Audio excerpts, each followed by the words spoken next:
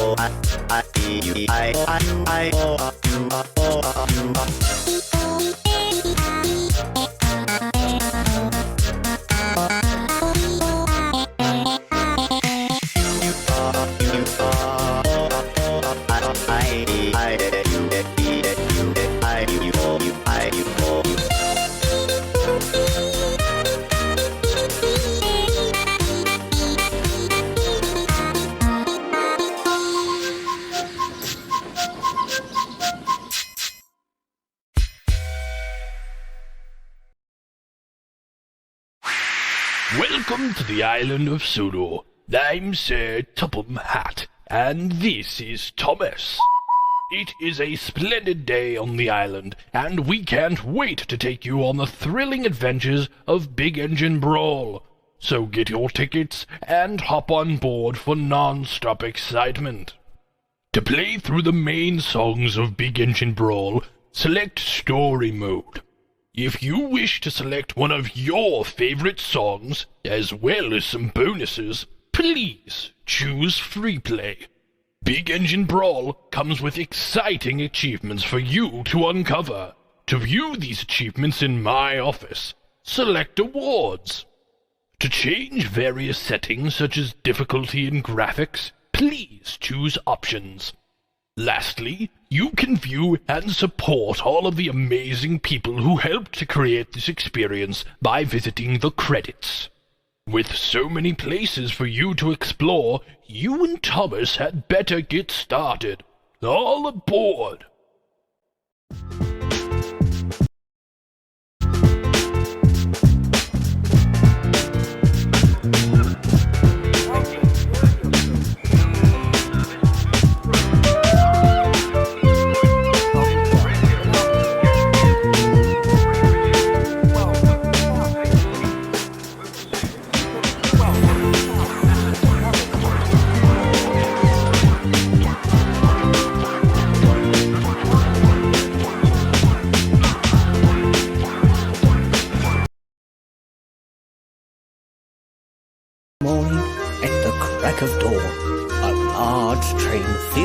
fish from the harbour is pulled by Henry the Green Engine. This responsibility is Henry's alone, and he loves it very much.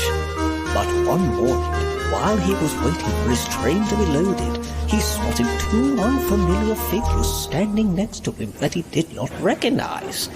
One of them, a boy with blue hair holding a microphone in his hand. The other was a girl holding a gramophone. Hello? What are you two doing so early in the morning around here of all places? It looks like you've got some time before your train leaves. How about a song to pass the time? She pointed to the microphone that the boy standing next to her was holding. Henry didn't seem to understand. Singing? Don't be silly. Engines don't sing. What would the Fat Controller say? Don't worry, this stays between us. At last, Henry sighed. All right. But only one song. The Kipper is due to leave any minute now. Don't worry, time flies when you're having fun. Yeah! 3, 2, 1, go!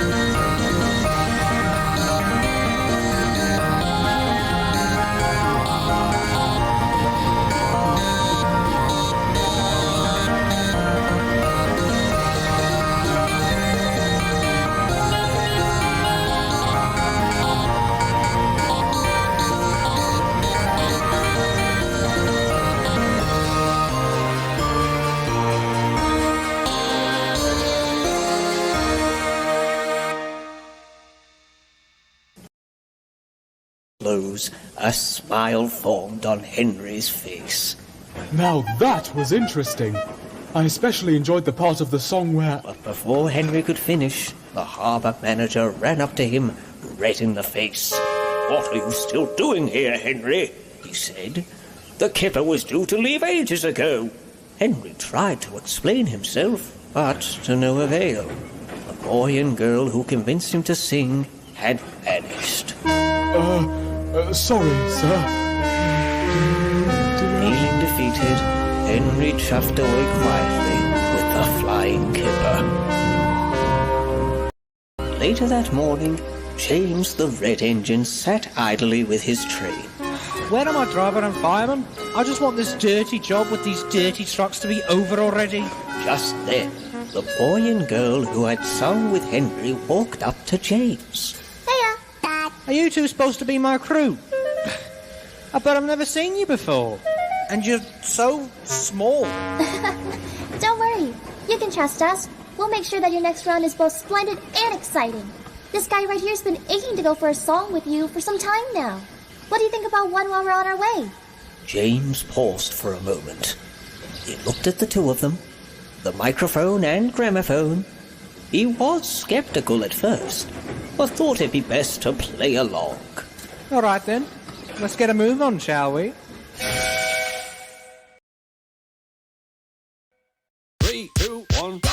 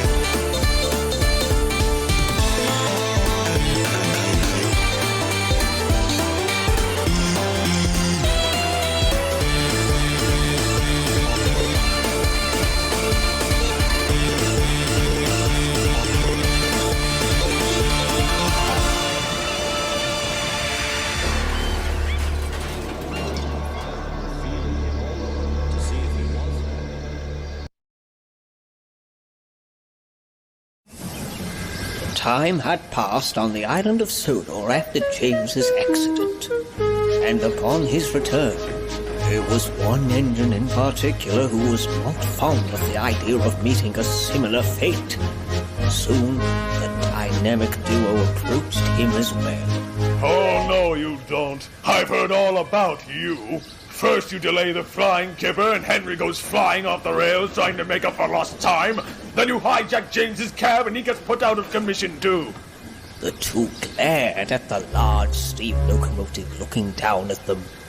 The engine glared back. Do you have any idea how much work I had to do when they were gone? I shall stay right where I am until the two of you are gone from this island. There was a long silence.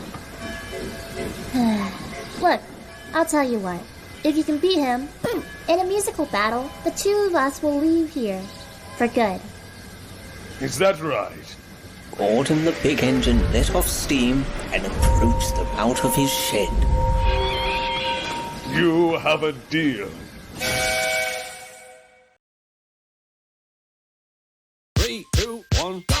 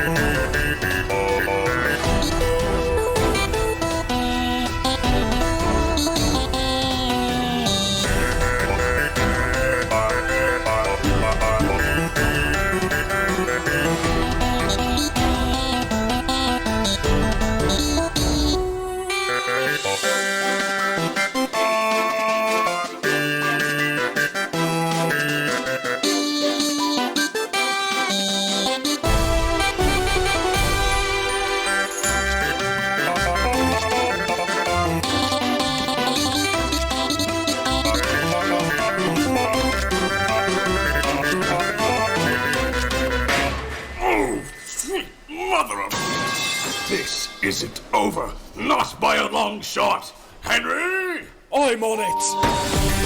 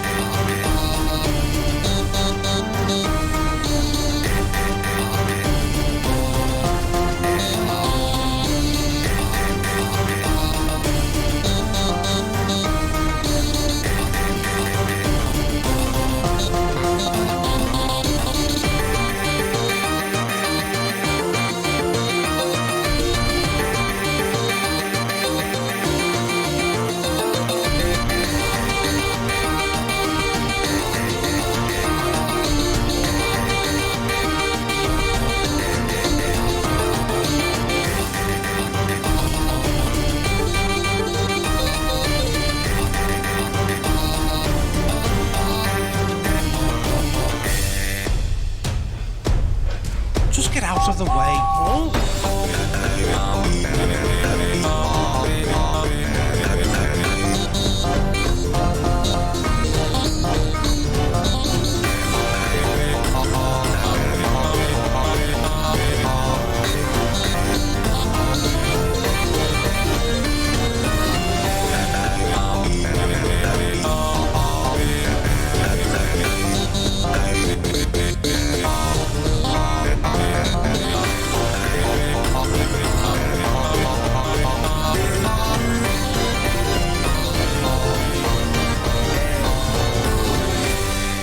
You two just can't do anything right, can you? Whatever. But that isn't important right now. The issue at hand are these two pissants that have been gallivanting around our railway, making fools of the lot of us. It's just disgraceful. Disgusting! Despicable! And we cannot allow it. You wanted a brawl, little whatever you are?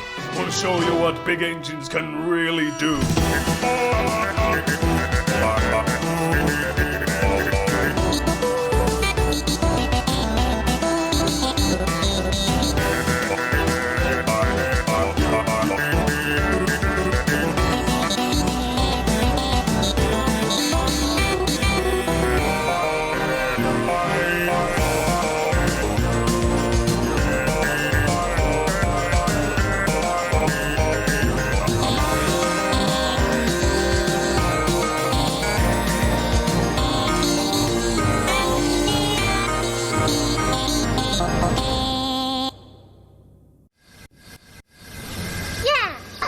Gordon was furious.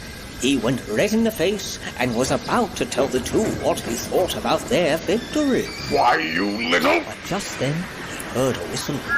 It was Thomas the Tank Engine. Hello, you three. Oh, just great. Hello, little Thomas. Here to make everything worse, I presume? That depends, Gordon. Is my presence bothering you? Out of Thomas's cab came the Fat Controller, man in charge of all the engines on Sodor. My engines don't hold strikes. Surely you've gathered that by now. Sir, I can explain. You see, there have been these two midgets and these charlatans, sir, and they've been... Just look, they're right here. Where, Gordon? Oh, the indignity. Please don't waste your breath, Gordon. Surely you don't think that those two would stick around? I understand that James and Henry's absences left you with a larger workload, Gordon. But on my railway, we work through adversity. We don't run away from it. Before Gordon could utter another word, the Fat Controller hopped back into Thomas's cab as he puffed away, snickering cheekily. The three were left to sulk in their shed. They wondered if their big engine brawl was really worth all the trouble. I sure think it was, don't you?